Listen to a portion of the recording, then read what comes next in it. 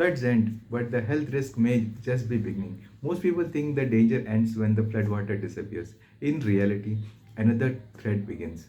Stagnant water becomes the perfect breeding ground for mosquitoes, carrying dengue. The problem is that dengue doesn't always look like dengue.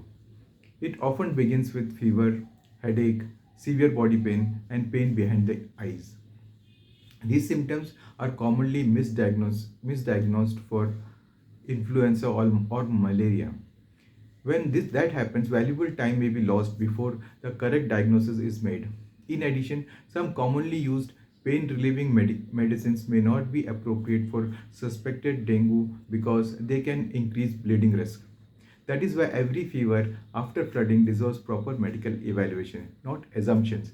My mission is to help people understand why misdiagnosis happened and how to communicate more effectively with doctors.